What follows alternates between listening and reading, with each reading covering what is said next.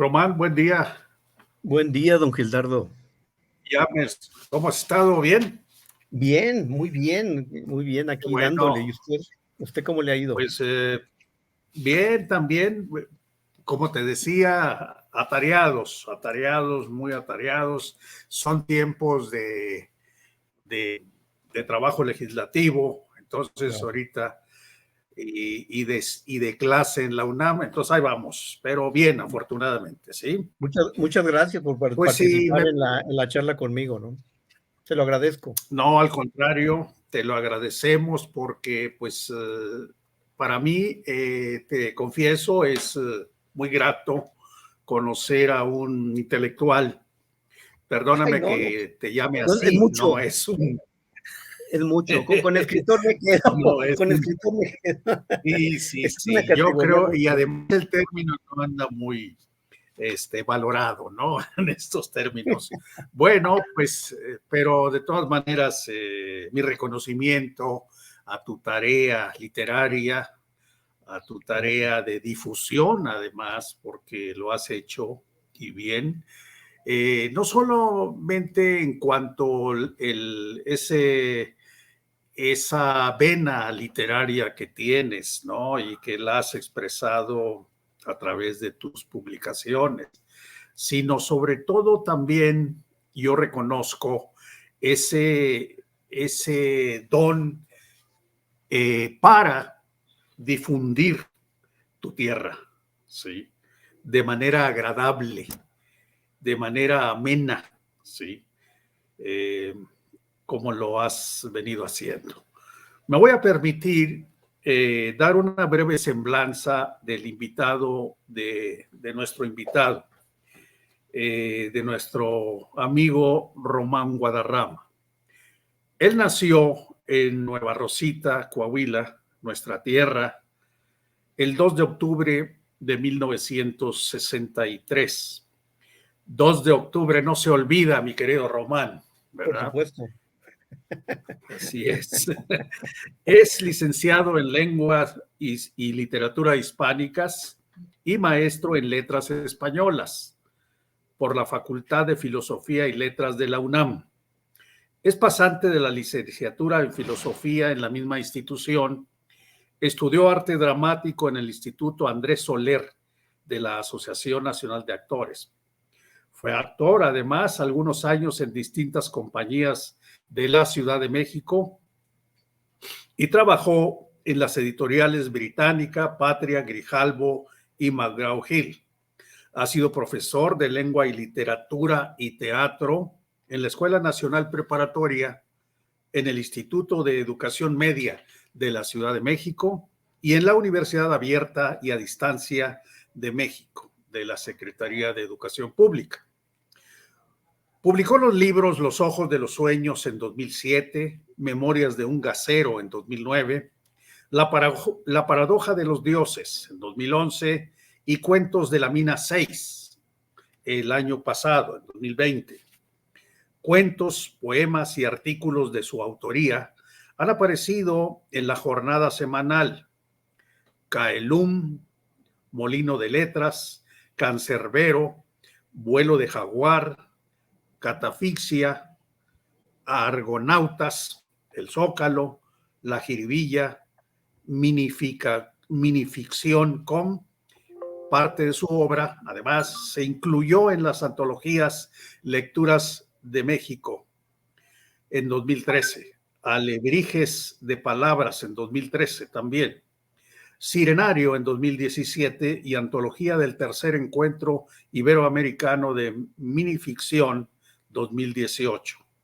Fue además jefe de redacción de la revista Vuelo de Jaguar.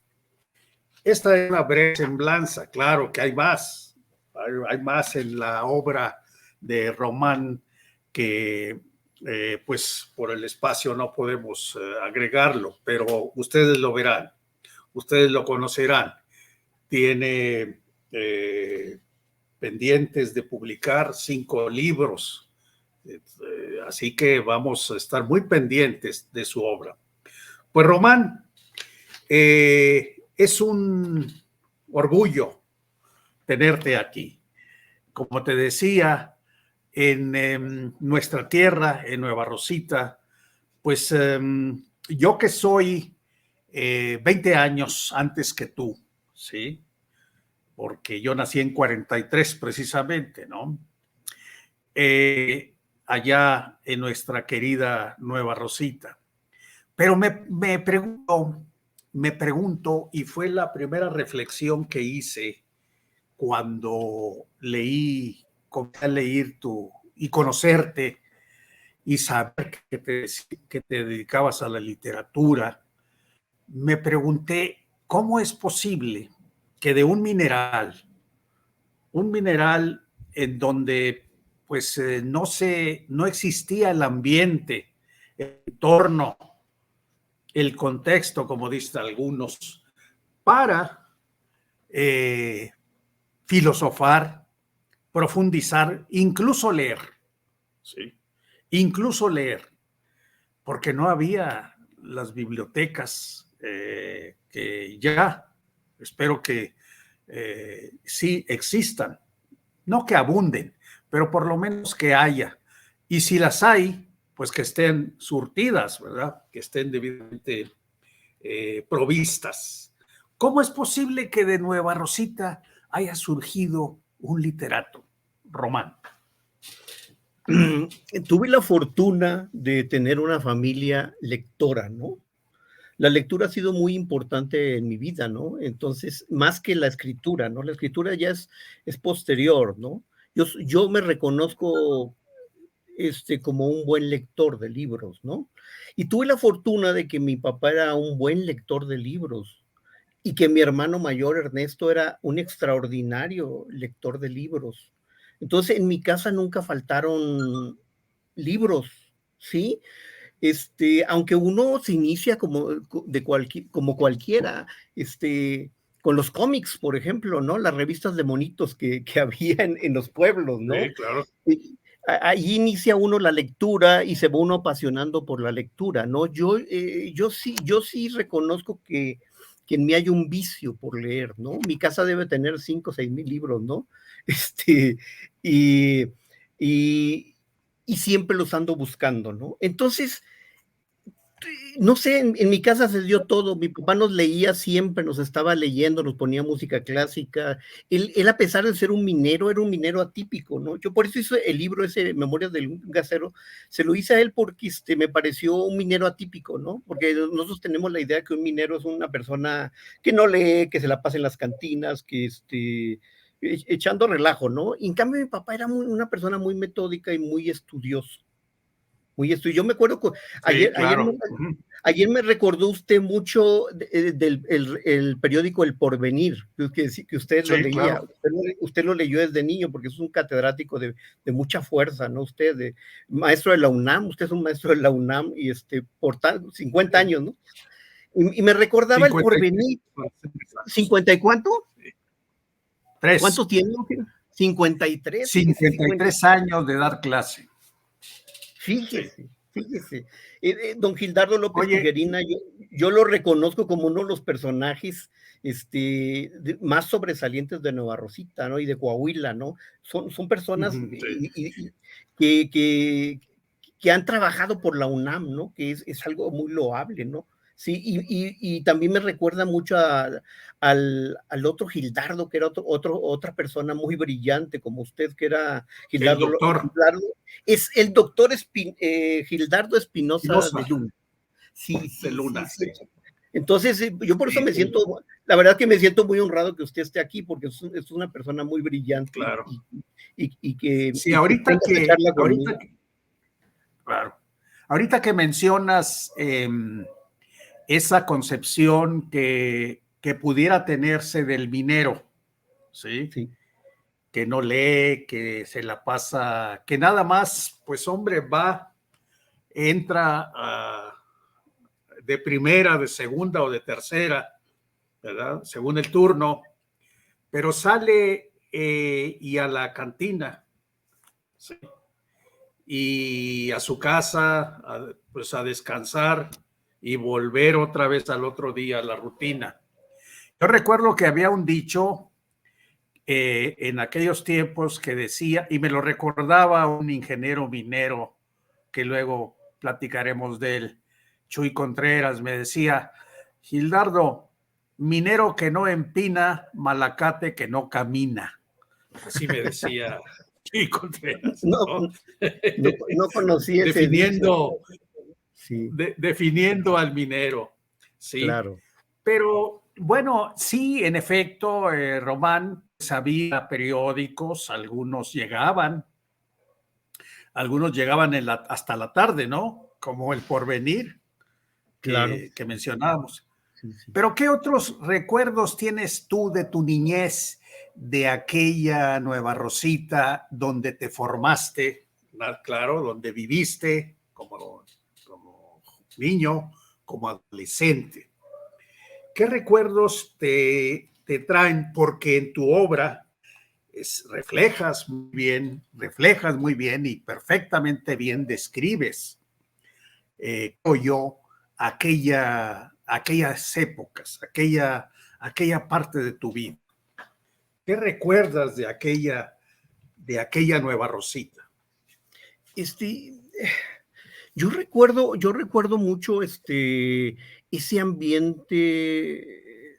Se acuerda que existía de tragedia cuando había explosiones, ¿no? Lo recuerdo con Sí. eh, mucha, no nostalgia, sino con mucha emoción, porque eran momentos de gran tensión en el mineral. En el primer cuento de mi libro, Cuentos de la Mina 6, aparece una explosión de la mina que es de esa época, de los 70, ¿no? Donde muere Sí, su gran amigo Jesús Contreras, el ingeniero Jesús Contreras. Creo que era jefe sí, de seguridad, ¿no? Entonces yo ahí sí. recreo, en el libro de cuentos recreo esa parte, ¿no? ¿Qué sucedió ese día? Porque se creaba un ambiente muy raro, ¿no?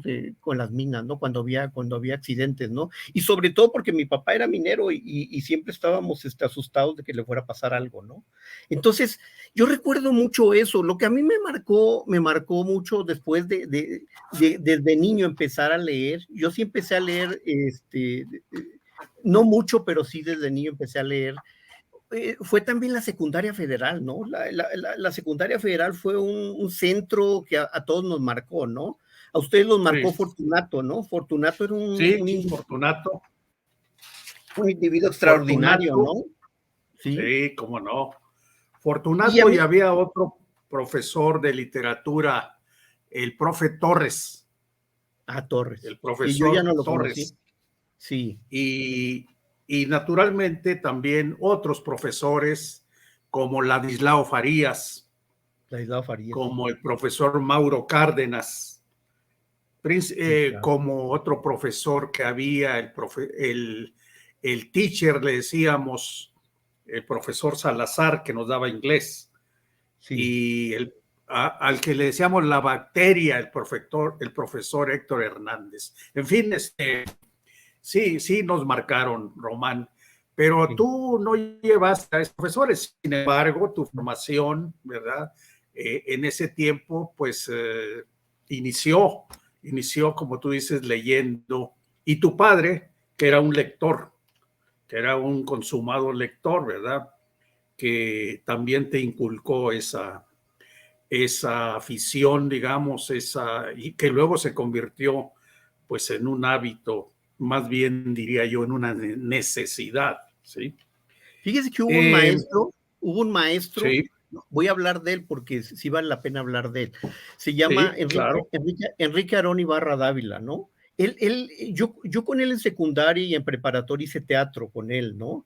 Y él era una persona, es muy docta, mire, acaba de sacar un libro, el maestro, él tiene 75 años y acaba de sacar un libro, le voy a hacer promoción, el maestro Enrique Aarón Ibarra, tiene ya 5 libros, en estos años los ha publicado, se llama Diccionario Etimológico de Voces y Modismos de la Región Carbonífera.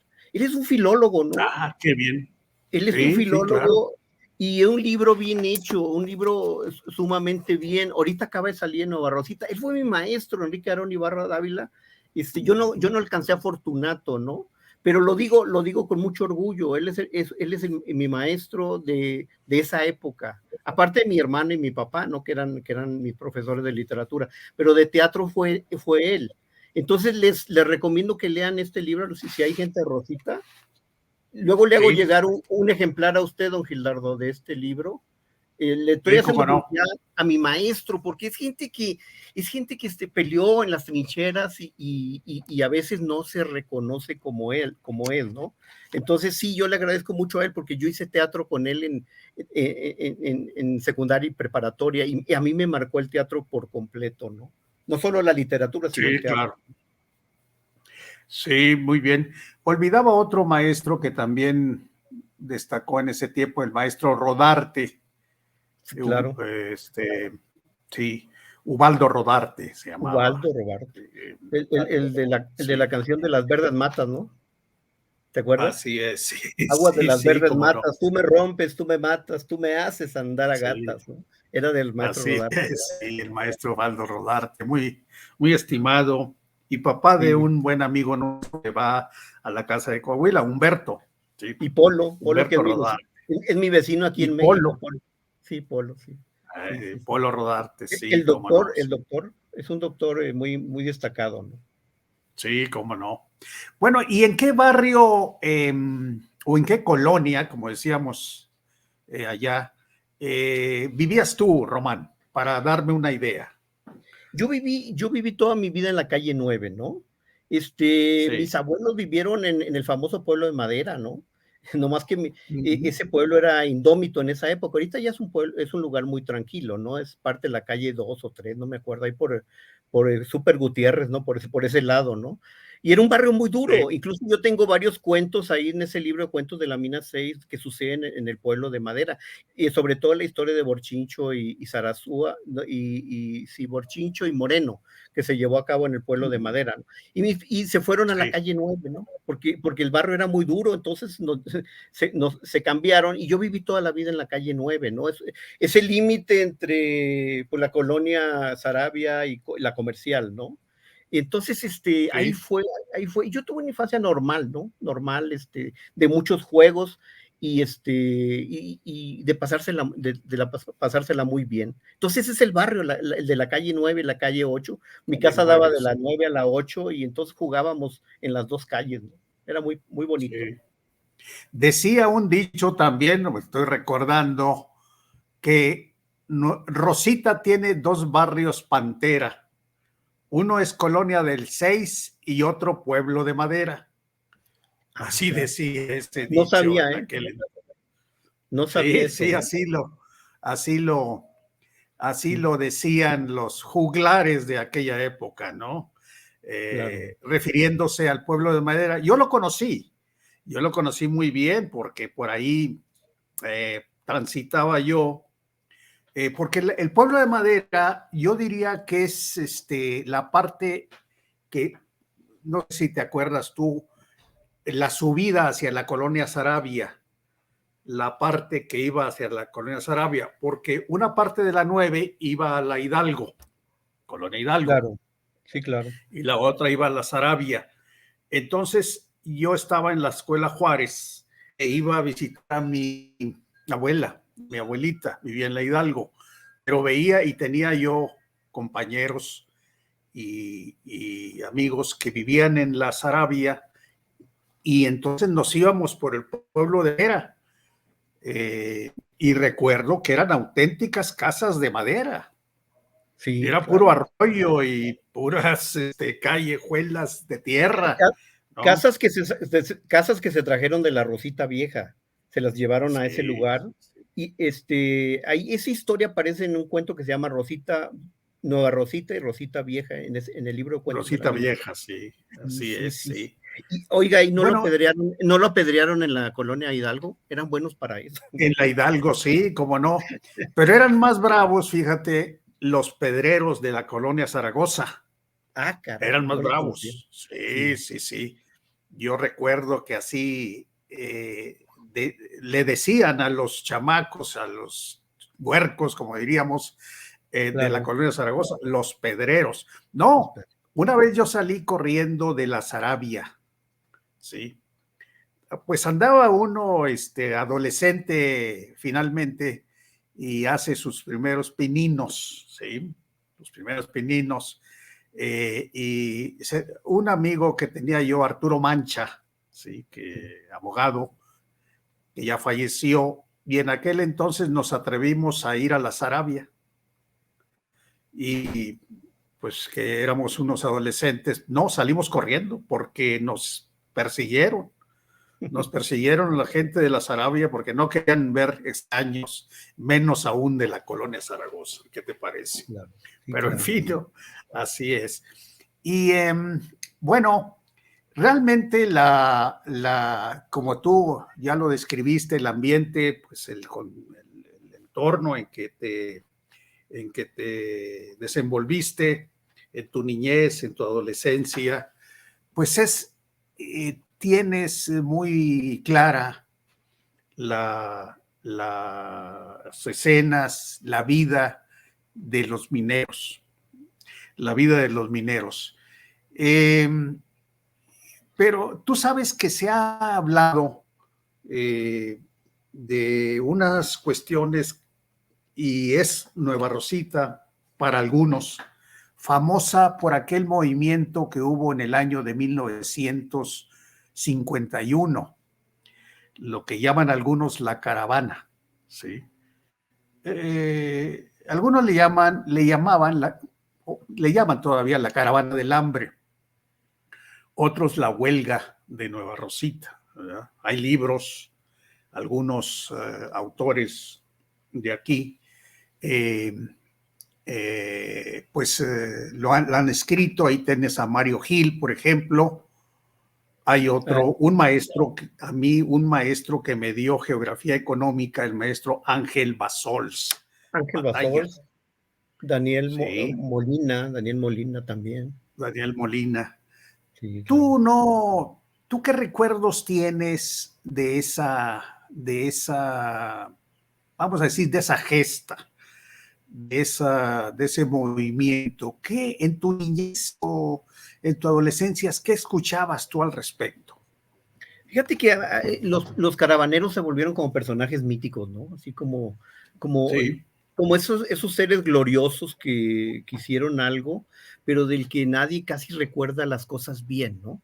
A mí me llamó mucho la atención siempre. Yo he leído casi todos los libros que usted menciona, y me ha llamado la atención que en Nueva Rosita la gente no sabe exactamente qué pasó con la caravana, ¿no? Es un hecho histórico que necesita ser narrado bien, o sea, sí, lo han contado, pero requiere una novela, requiere algo distinto, ¿no?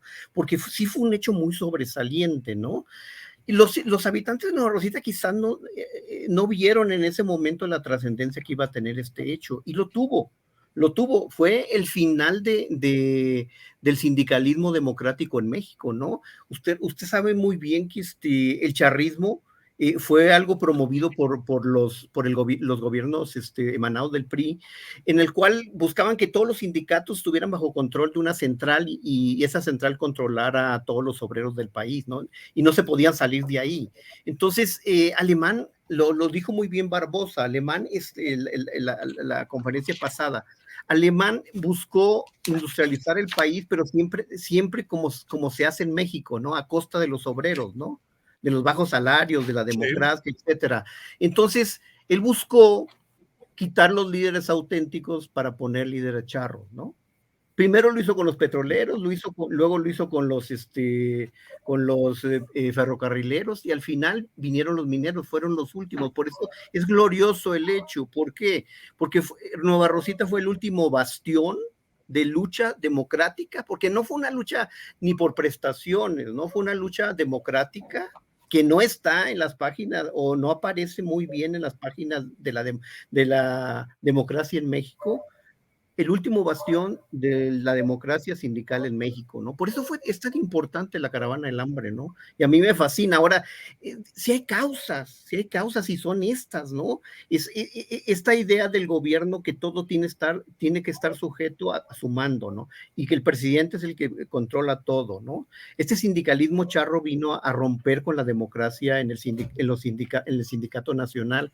Entonces, sí es una hazaña digna de contarse. Hay mucho que trabajar en ese lado. Entonces, sí, los caravaneros, para mí, yo los veo así a la distancia y los veo como esos seres míticos que van caminando en su lucha por conseguir que les hagan justicia, ¿no? Y que no lo logran, ¿no? ¿Sí? Pero como decía Borges, por ahí tenía una cita de Borges que decía, hay derrotas que tienen más dignidad que la victoria, ¿no? Y eso pasó con los mineros de Nueva Rosita. Entonces sí me parece una hazaña loable, ¿no? Sí, sin duda. Sin duda que todavía, como tú dices, hay mucho, o hay algo por investigar y por saber tanto las causas como el desenlace, ¿verdad? De ese movimiento por el cual Nueva Rosita saltó a la escena nacional, ¿sí? Se le conoció en aquel tiempo, pero como tú dices ahora, si tú le preguntas a los jóvenes neorrositenses sobre ese hecho, sobre ese movimiento, pues no tienen la menor idea, ¿no? Algunos hablan de que sus abuelos o sus bisabuelos les contaban, ¿sí? Les contaban algo al respecto, ¿no? Yo tuve oportunidad de ver a los y de conocer a los señores huelguistas, incluso el día en que partieron hacia acá, hacia la Ciudad de México. Era un sábado, recuerdo muy bien, o domingo, era el fin de semana. Yo estaba en la escuela Juárez. Yo creo que cursaba como el tercer año, segundo o tercer año, y vivía en la colonia Zaragoza, a un lado de la escuela. Fíjate, estaba yo en la escuela Juárez, en la Roma, pero vivía a un lado de la escuela Zaragoza. Así iba todos los días hasta allá, ¿no? Bueno, entonces supe de la partida porque tenía amigos, vecinos míos, hijos de huelguistas, y me fui con ellos al Faro, a la gasolinera El Faro, que está ahí sobre el Boulevard ahora. Era una gasolinera muy rústica, y de ahí vi partir, o no de ahí, sino por ahí pasaron, ¿no? Tuve oportunidad también de conocer al famoso Capitán Mangueras, tú lo recuerdas, ¿no? Claro, Pliego Garduño. Pliego Garduño, sí. Garduño, y inclusive un hijo de él estaba ahí en la escuela Juárez, era compañero mío en la escuela. Pues de gran, pues memoria, ese capitán famoso, ¿no? Y luego también yo no conocía a la señora Esperanza López Mateos, que también se dice que estuve por allá, ¿no? Sí, claro. Bueno, sí. Pero aquí me llamó mucho la atención el que tú hayas comenzado, y me ubico, fíjate, en la librería de don Manuel López. Claro. Tú lo recuerdas, ¿no? Sí, claro, sí, muy bien, a don Manuel López. De su hijo. ¿Y qué veías cuando te acercabas ahí a la librería? ¿Qué te imaginabas que era ese lugar? Fíjese que yo fui a la librería de don Manuel López con mi papá y con mi hermano, ¿no? Y como eran bibliófilos, les cantaba pues parecíamos perros de carnicería, ¿no? Queríamos llevarnos claro. todos los libros, ¿no? Y a la vuelta estaba un centro de publicaciones del hijo, creo que Jorge López, ¿no? Que vendía revistas, ¿no? Sí. Igual, revistas y libros. Entonces llegábamos ahí nos encantaba, a mí me encantaba porque era la única librería y después ya casi no hubo librerías en Rosita, ¿eh? Sí, lo cual habla mal de que no se lee, ¿no? En Nueva Rosita, ¿no? Sí. Sí. No había. Era encantador. Ahí llegaban. Era encantador. Por eso yo la recuerdo esa librería, porque a mi papá, incluso hay un cuento donde mi papá compraba libros y pues no tenía dinero para libros, era para la familia o para comprar libros, ¿no?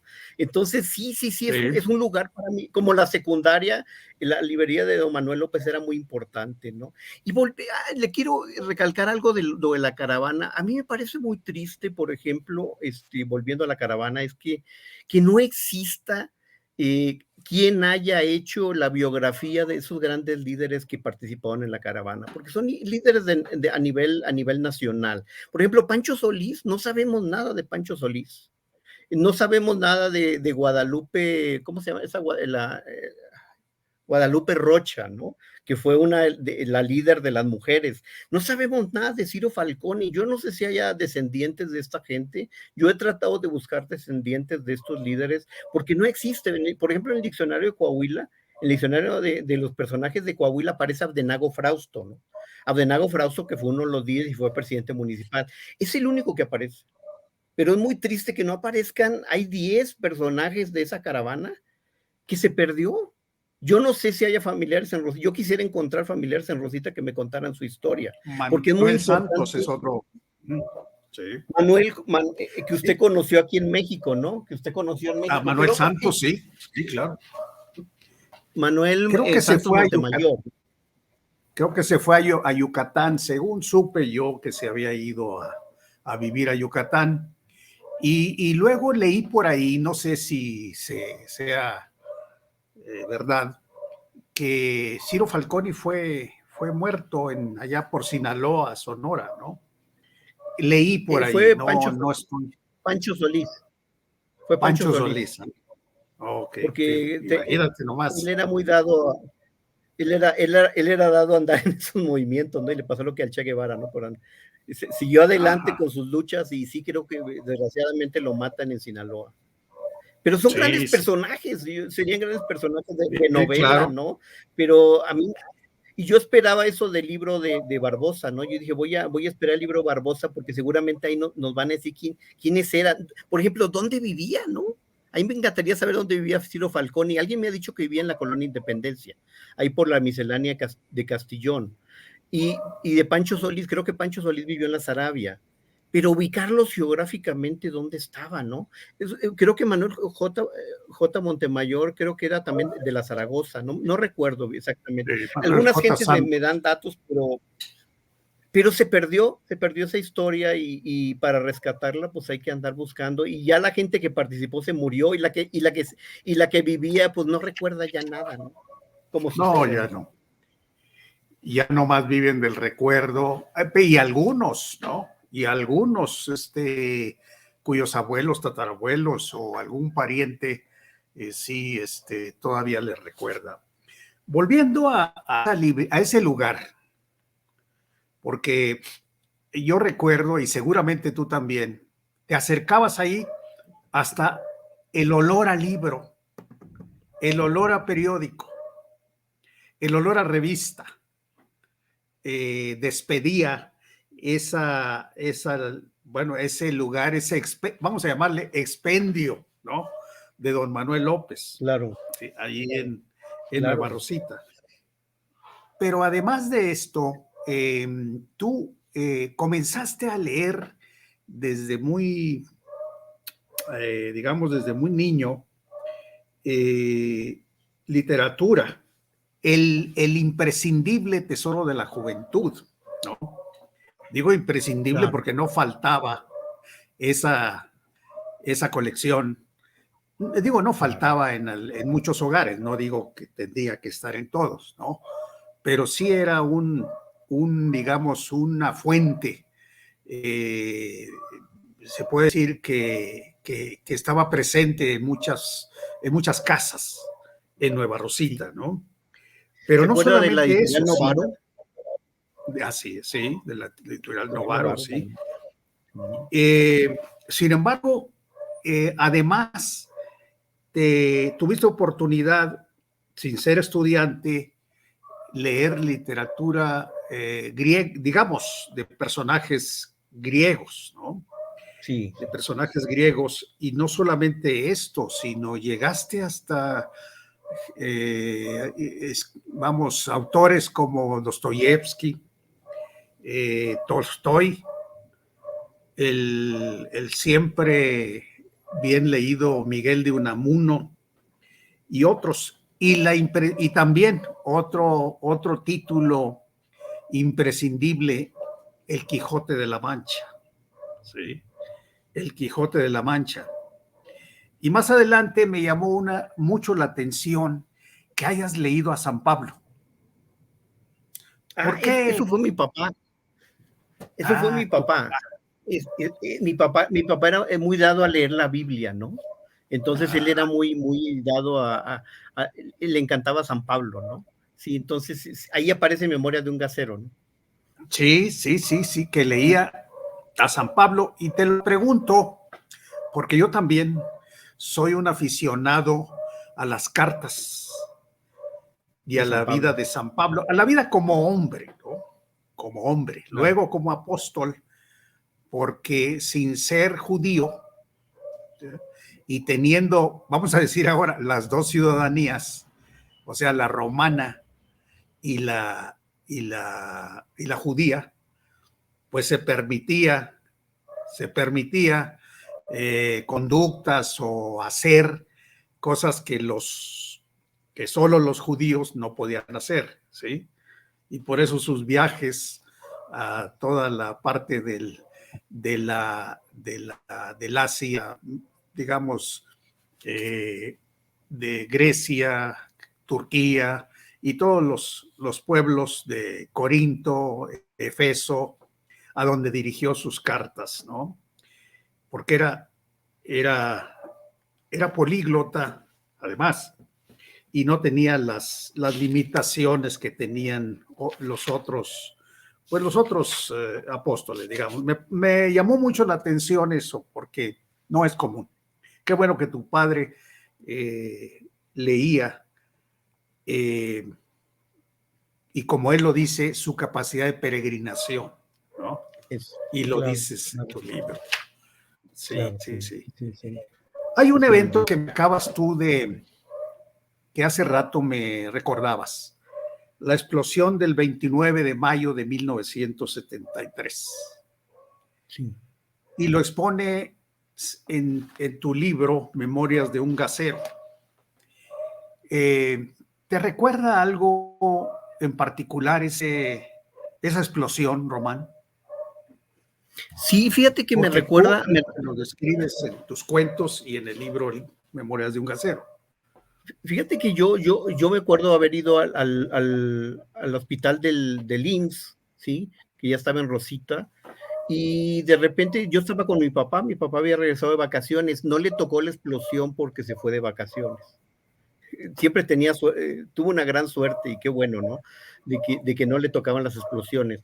Y recuerdo que yo estaba con él en la sala de espera en el Seguro Social, y empezaron a llegar ambulancias, empezaron a escuchar las ambulancias, y luego empezaron a llegar los mineros que se habían accidentado en la explosión de 1973. En eso se habían accidentado, llegaron caminando, se bajaron caminando de la ambulancia, platicaron con mi papá, yo estaba con él, con mi papá, eran 4 mineros, no se me olvida, había uno que se llamaba Esteban Rodríguez, creo que se llamaba Esteban Rodríguez, no se me olvidó su nombre. Platicaron con mi papá y le dijeron lo que había pasado abajo de la mina, ¿no?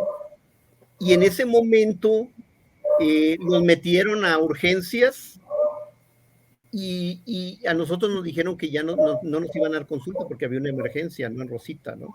Entonces mi papá preguntó por ellos, por esos 4 que entraron caminando, y le dijeron, están muertos ya.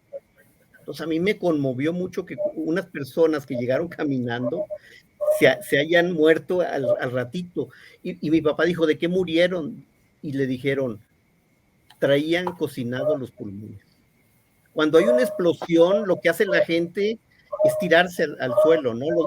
Los ingenieros expertos se tiran al suelo para que la lumbre pase por encima. Pero si corren, se tragan el fuego. Entonces les cocinan los pulmones. Entonces esos 4 que llegaron al hospital del IMSS, que yo los vi, llegaron con los pulmones cocidos. o se murieron al rato. Entonces, para mí fue algo determinante. Yo dije, algún día tengo que expresar esto que viví, ¿no? Y aparece en el cuento, el primer cuento, aunque no lo dice como lo estoy diciendo, pero para mí fue algo muy fuerte. Murieron muchos mineros, y entre ellos su amigo Contreras, que yo no sé por qué se tiró. Contreras, sí. Que no sé por qué sí, y ahí estuvo tirado, ¿no? Al suelo, ¿no? Sí, sí, claro. Ahí estuvieron también un tío mío, don Rosendo Aguilar, que luego se fue a vivir a Saltillo. Minero mayor. Él era, y también un amigo también muy estimado, el Cepillo, Enrique Castañeda. Enrique Castañeda. Que es de la Sarabia, ¿no? Enrique Castañeda. Era de la Sarabia. Vivía en la Roma. En la Roma. Vivía en la Roma, ahí cerca de la Escuela Juárez, ¿sí?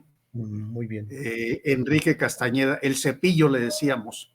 Fíjate que todos ellos, cuando recién terminaron su carrera no eran ingenieros mineros, creo que eran exploradores. Técnicos, sí. Exploradores mineros, exacto. ¿No? Sí. Se vinieron varios recién egresados, te digo, ahí de la Escuela de Minería de Nueva Rosita, entre ellos Chuy Contreras, Rosendo Aguilar, Enrique Castañeda, creo que también otro compañero mío muy estimado, Ángel Espinosa, y otro compañero también, Justo Wong. Se vinieron a trabajar ellos acá a Michoacán, ¿sí? Sí. A un mineral que quizá tú hayas escuchado, Angangueo. Sí. Angangueo, Michoacán.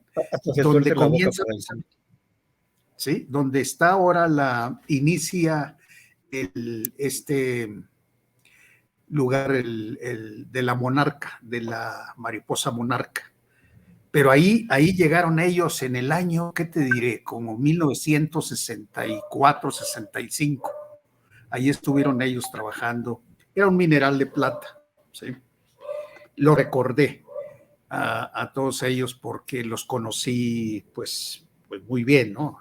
Como en la secundaria y en la preparatoria, a todos ellos. Pero el ambiente de la minería estaba en las familias, ¿no? O sea, tus tíos, tus primos, mucha gente trabajaba en la mina, era común que la gente trabajara en la mina, ¿no? Y las historias iban y venían por todos lados, ¿no? Eso es lo interesante de Nueva Rosita, ¿no?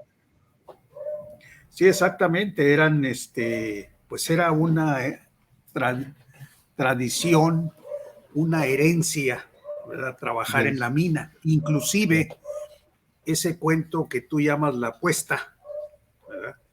En donde se hace mención al niño que tiene que ir, a la mina, ¿sí? Claro. El niño que, pues, su padre le dice que tiene que levantarse para ir a trabajar a la mina. Claro. Y si en aquel tiempo era una herencia, luego se convirtió en la única salida que había ahí en Nueva Rosita, ¿no? Para los jóvenes que no estudiaban, que no lograban, exacto, que no lograban ingresar a la secundaria o preparatoria. Y luego a las otras escuelas por ahí se fundaron, pues el destino era la mina. Claro. El destino era la mina. Y entonces, pues, y no, digamos, no había otra alternativa, otras opciones en aquel tiempo, ¿no? Y y ahora pues tampoco, porque tú ya podemos ver ahí cómo están la situación actual, ¿sí? Claro. La situación actual es la misma, ¿no?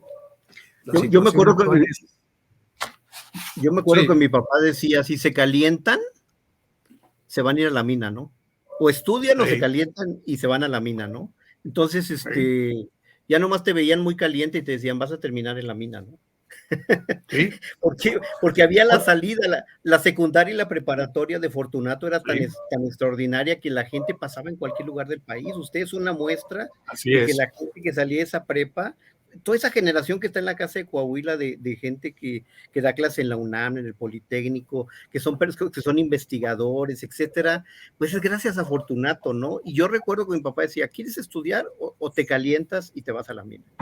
Me Sí, ayudaría, sí, me ayudarías mucho si trabajaras, me decía. Así que caliéntate, órale, vete. Entonces, la gente que no podía estudiar, hay gente que no tiene la capacidad para estudiar, y eh, terminaba en la mina. Y lo peor, hay gente que terminaba en los pocitos, que es lo peor. Cuando cerraron la mina 6, abrieron la 7 y la 8. Pero ahorita el único recurso parece es que son los pocitos, ¿no? O Palau, no sé si sí, Palau esté funcionando, pero no, está de salida. El carbón está de salida, don Gildardo. ahí, Como materia energética, está de salida ya, claro, porque sí, contamina sí, sí. mucho, ¿no? Entonces hay una guerra ahorita por hacer el carbón a un lado. Entonces, ¿qué van a hacer estos pueblos? Nueva Rosita nació del carbón, como la región, parte de la región carbonífera nació del carbón. Los pueblos se hicieron como enclaves, o sea, como lugares para que la gente trabajara y trabajara en las minas. Nueva Rosita la diseñaron en Nueva York, la diseñaron en Nueva York, la Zarco, la empresa Zarco, y creó una ciudad modelo, un pueblo modelo para los mineros, ¿no? Está trazada a la manera gringa, ¿no? Entonces, eh, no, Nova Rosita es distinta, es una forma de ser completamente distinta y se creó así de la nada. Y desgraciadamente, por las minas, por el cierre de minas, va a terminar por agotarse esos pueblos, ¿no? A mí me daría lástima que, por ejemplo, terminara Rosita como Barroterán, ¿no? No, yo no denigro a Barroterán, pero ya son pueblos casi como fantasmas, ¿no? Y es debido a esto, porque no trajeron otras empresas a Nueva Rosita o a las ciudades cercanas, ¿no? Se agotaron las minas, se agotó el pueblo, se fue la gente, se fueron los jóvenes, quedaron los viejos, quedaron los enfermos, y se van muriendo y se va acabando todo, ¿no? Entonces, ese Sí, es el sí. tan cruel de un pueblo como el nuestro, Gildardo, de que uno lo ve y cada vez parece Inclusive, que tiene un retroceso, ¿no? mira, hace rato hablabas tú de que podría buscarse hacer la historia de aquellos personajes que participaron en la huelga. Hay otro tema, digamos, otro campo de estudio, de investigación. Hablas tú de Barroterán, ¿sí? Pero hay otro pueblo también, Las Esperanzas, Las esperanzas. ¿sí? Las Rancherías. Esperanzas. Si tú, mi padre nació ahí en Las Esperanzas y recuerdo que mi hermano, Margarito, que era ingeniero químico y, vamos, trabajó en todas las minas, eh, fuimos a visitar Las Esperanzas.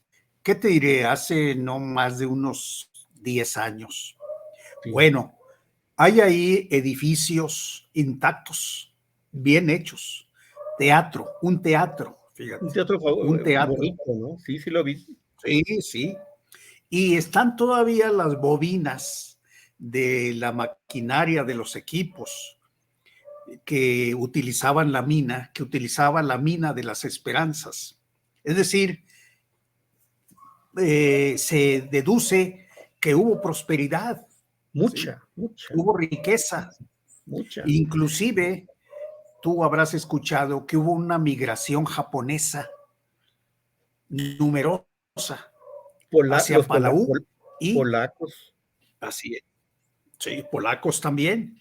Y yo Sí, sí. tenía un compañero Kalinchuk que vivía Calinchuk. ahí en la Zaragoza. Ese era ruso, ¿no? Kalinchuk, Era sí, ruso, ¿no? Sí, era ruso, sí, los rusos ruso, también sí. llegaron a esa región, sí. Sí, sí, sí, sí, te Oye, digo, y era, fíjese que Rosita tuvo su auge, ¿qué será, don Gilardo? A los 60, 70. Fue cuando llevaron a Pedro Sí, Infante, cuando llevaban a los grandes luchadores, cuando llegaban las grandes películas, cuando tuvo una época de prosperidad entre los 60 y 70, y luego viene la decadencia, Rosita, ¿no? Y luego viene el problema que hubo con el narcotráfico, y todo viene para abajo, ¿no? Rosita viene para abajo, pero esos pueblos tuvieron como usted dice, su su éxito, auge. su auge, ¿no? Y hay que Sí, sí, platicar así es. yo creo que hay que platicar de esas historias, ¿no? Porque se da para eso, ¿no? Yo creo que un escritor debe recoger las historias de su pueblo, ¿no? A veces no inventa Sí, grandes claro. cosas, sino hay que recoger lo que se cuentan en los pueblos, ¿no? Hay un cuento por ahí que a mí me gusta mucho porque me lo contó mi papá, que es El Fantasma, ¿no? En el Cuentos de Sí. la Mina 6, que me gusta mucho porque mi papá me lo contó, nos los contó a la familia. El fantasma, de alguien que se aparecía, pero que no era un fantasma, andaba asustando a la gente, ¿no? Él me lo contó, y yo muchos años, pasaron 30 años, y yo escribí el cuento y se lo conté a mi papá, y él me dice, oye, yo no te conté ese cuento. Digo, pero usted lo contó en familia. Y fui con la familia y le digo, oiga, ¿ustedes se acuerdan del cuento del fantasma que papá contaba? Dice, no, nadie se acuerda, ¿no? Entonces, ¿qué pasó, no? ¿Qué pasó? Sí, Entonces, sí. hay que recoger, yo creo que la región carbonífera necesita más gente que escriba, más gente que haga películas, más gente para poder sacar todas esas historias que están ahí guardadas, don Gildardo, y que se van perdiendo, y conforme se vayan muriendo la gente que vivió ahí, se van a perder, porque los jóvenes, pues, Sí. Ujú. no sé en qué frecuencia No, anden ahorita. no, los jóvenes ahorita creo que están más metidos en el celular y en las cuestiones del presente, sin recordar que el pasado es una historia, ¿no? Que es una lección de existencia. ¿Para Claro. qué? Para entender el presente y prepararse para el mañana, el futuro, ¿no? Así los Fíjese que jóvenes. yo pensé en escribir una Sí, historia de la región carbonífera, ¿no? Tengo todo el material, ¿no? Tengo una biblioteca como de 500 libros de la región y de Coahuila, pero es un trabajo enorme, ¿no? Tendría que meterme como 3 años a investigar sobre eso, ¿no? Porque la región sí, carbonífera claro. necesita una historia bien hecha. Los cronistas se han empeñado en hacer cosas, pero a veces no lo han hecho metódicamente. Bueno, a excepción de gente que es muy brillante, ¿no? Y sí los hay, ¿no? Me refiero, por ejemplo, a Ramiro Flores, ¿no? Que me parece un buen cronista, Clodomiro, etcétera, gente que ha trabajado no mucho en sacar esas historias, pero se requiere una historia de la región carbonífera, urge, ¿no? Para que todas esas Sí, historias no se sí, cómo pierdan. no. Que Porque, no se pierda. ¿cómo nace la región carbonífera? Nace por la necesidad del carbón, don Gildardo, ¿sí? De la necesidad del carbón, y se dieron cuenta que en esa región había carbón para los ferrocarriles. Los ferrocarriles Sí, a finales del siglo XIX se requería carbón y era muy caro traerlo de Estados Unidos, ¿no? Entonces empezaron a buscar y se dieron cuenta que en esa región había carbón, y gracias a eso se fundaron los pueblos. Por cierto, ¿se acuerda que usted me recomendó este libro? sí, cómo no. Los Maderos, la saga literal. Se lo agradezco mucho que en la casa de Coahuila empezamos ya esta conversación. Este libro que usted me regaló habla mucho de la historia de Coahuila y habla de Evaristo Madero. Evaristo Madero fue el que llevó los ferrocarriles y desarrolló los ferrocarriles en Coahuila, y gracias a eso nació la región carbonífera, porque sí necesitaban para los hornos de fundición el carbón, pero no tanto, ¿no? Entonces llega el ferrocarril y es el que detona el nacimiento de todos estos pueblos de la región carbonífera. Entonces, todas esas historias Sí, hay que armarlas, toda esa historia hay que claro, hacerlas, claro. hay que sacarlas. Sí, sí. Sí, hay que recogerlas, profundizar. Si bien ya existen algunos relatos sobre el origen de la Rosita, de la nueva Rosita, pero habría que agregar, diría yo, la presencia y la existencia de pueblos aledaños, como Cloete, por ejemplo, las mismas Barroterán, La explosión de Las Barroterán, Esperanzas, sí, ¿sí? Palau, Eh, ¿Sí? Palau, Palau. Sí, Palau claro. mismo, ¿no? Que ya ves Sí, que hay por ahí algunas historias en paz descanse, Paco Guzmán nos comentaba, ¿no? Nos comentaba de Palau, que inclusive ahí vivió la diva, la estrella María Félix, ahí en Palau, sí, presumía Paco Guzmán que sí, ella claro, había, sí. Están las que ahí crónicas había esas, vivido, ¿no? ¿no? Sí, claro, Sí, sí, sí, pero sí, sí. tenemos otros lugares de la región carbonífera que podrían complementarse con la historia de Nueva Rosita para que fuera la región carbonífera, como tú Sí, dices, ¿no? sí, claro, Pues sí. sí, realmente a obra que ya conocemos, también me interesó mucho el libro de poemas, Los ojos de los sueños, y no se diga la paradoja de los dioses. Me ubiqué yo en algunos de los personajes que están aquí. Prometeo, no, Narciso no, ahí no le entro, ¿no? Al narcisismo, ¿no? Pero sí, son una gran lección, ¿sí? Son una gran lección para leer, para entender. Yo diría que la conducta de los dioses helénicos, griegos, si, como si fueran humanos, ¿sí? Así Claro, lo concluí yo, ¿sí? sí, Como claro, si sí. fueran humanos y se ubicaran en la época actual, ¿sí? Como si fueran humanos y después de haber sido, pues, dioses, ver luego cómo serían y cómo se refleja esa conducta en los humanos, Claro. ¿sí? Sí, Y Jung lo tú decía, ¿no? Jung lo decía, la digamos, mitología. le quitas ese velo, ¿sí? Le quitas ese velo, digamos, mitológico para convertirlos en simples mortales, diría yo, ¿no? ¿Qué es qué es lo positivo que a mí me pareció de los textos relativos a la paradoja de los dioses y todos los personajes que aquí tú me tratas en este libro, Sí, la, la es una, historia apócrifa del rey Salomón me hizo reír inclusive. fíjese que a mí me gusta mucho la mitología griega por eso, ¿no? Porque lo único Sí, que muestra son comportamientos humanos, ¿no? Por ejemplo, Carl G. Jung decía que esos relatos no son más que parte del inconsciente colectivo nuestro, ¿no? Por ejemplo, la historia de Edipo, pues es la historia de cualquiera que puede tener adversión por su padre y un cierto amor por su madre más allá exacerbado, ¿no? Entonces, son comportamientos que luego la psicología retoma para hablar de comportamientos humanos. Entonces, estos dioses no reflejan más que el comportamiento de los seres humanos en ese gran inconsciente colectivo. Por eso leemos mitos de cualquier lugar del mundo y tú te estás reflejando en esos mitos, ¿no? Dices, mira, a mí me pasó esto, ¿no? sí, O le pasó a fulano y le pasó a sutano. La mitología es uno de los temas que a mí me fascina, ¿no? Algún sí, día podría sí. hacer un libro de mitología porque a mí me encanta, ¿no? Sobre todo la griega, ¿no? Pero igual la egipcia y cualquiera, y la mexicana, ¿no? La mexicana, perdón, la mexicana, no, No la la misma. mexica, la nahua, es extraordinario, ¿no? Entonces, ahí están las mejores Sí, claro. historias, ¿no?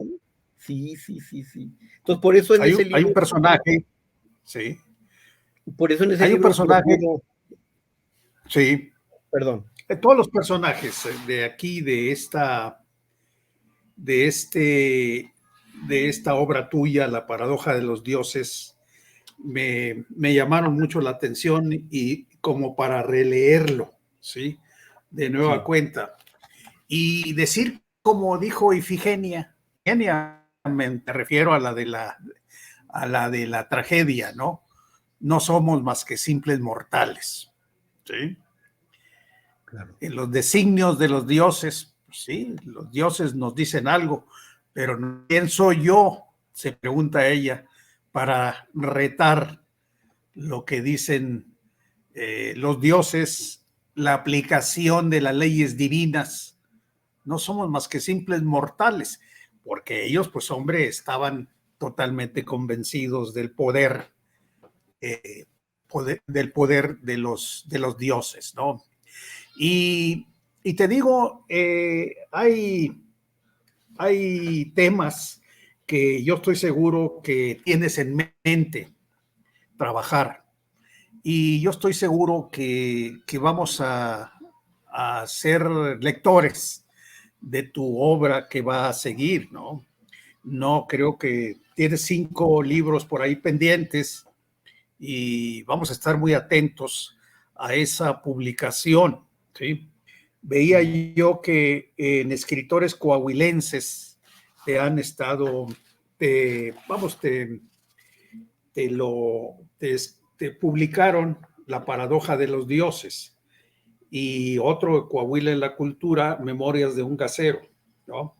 Sí. Entonces, pues yo pienso que tienes en tu pluma, está ávida de otros temas, ¿sí? De otros temas, y vamos a estar muy pendientes. Ya nos has adelantado algunas inquietudes que tienes sobre la historia de la región carbonífera, sobre la historia y vida de estos personajes que mencionamos y que participaron como líderes en la huelga de 1951, de 50, ¿no? Porque comenzó por ahí de septiembre, creo. Y claro, marcharon en febrero de 51.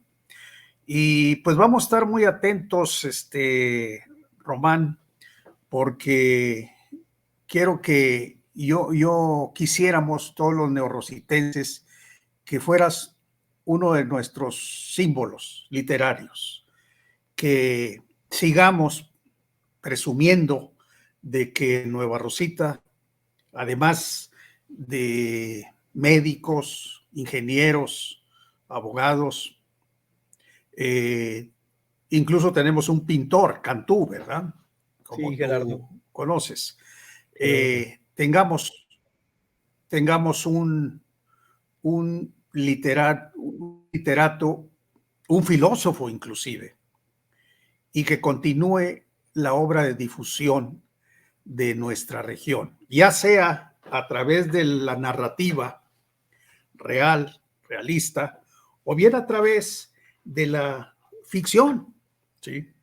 Porque la ficción también es realidad, ¿sí? Es realidad hecha, es hecha fantasía, hecha ficción. Claro.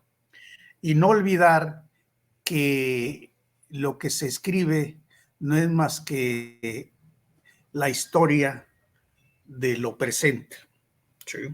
La historia de lo presente o la historia de lo pasado, pero estaremos muy pendientes. Si quisieras agregar algo, Román. Sí.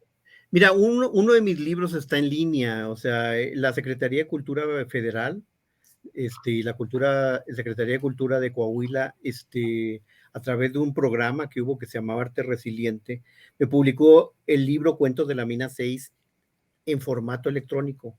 Los que lo quieran bajar, pónganle Román Guadarrama, Cuentos de la Mina 6, y lo pueden descargar y leer, ¿sí? Todos Sí. los que no lo han leído, descárguenlo. Nomás pónganle Román Guadarrama, Cuentos de la Mina 6, y se puede descargar el libro y leerlo desde tu computadora, ¿no? Entonces, yo también quiero agradecer, primeramente a usted, ¿no? Yo me siento muy honrado, que usted haya participado en esta charla. Yo sé quién es usted, ¿no? Entonces, es una persona muy, muy destacada, ¿no? De la universidad, y se lo agradezco mucho. Y quiero también agradecerle a Alma, la muchacha que nos ayudó, ¿no? Y quiero darle también las gracias, quiero a todas las personas que me han mandado comentarios, a todos se los agradezco mucho, ¿no? Que hayan estado con nosotros en esta conversación, y sí vamos a tratar de seguir trabajando y publicando libros, ¿no? Muchas gracias, don Gilardo, y muchas gracias a la Casa de Coahuila por esta charla, y sigo a sus órdenes. No, al contrario, para mí ha sido, pues hombre, un orgullo realmente platicar, conversar contigo e intercambiar recuerdos, ¿verdad? E intercambiar recuerdos para prepararnos y seguir conociendo y sobre todo dando a conocer nuestro pasado, nuestro presente hacia las generaciones que nos suceden. Muchas gracias a ti, Román, y vas a tener el éxito que tú, a la que tú te haces acreedor por tu esfuerzo, tu trabajo y tu permanente afición a la lectura. No afición, sí, yo creo que ya es una necesidad, ya es un hábito. No necesidad, ya es una... no es una necesidad, es una necedad. Necedad, sí. Sí, además, sí, claro. Sí, sí. Qué bueno. Pues muchas gracias Román. a todos, yo se los agradezco. Gracias a ti y seguimos en comunicación. ¿Sí? Le mando un abrazo, Gerardo. Igualmente.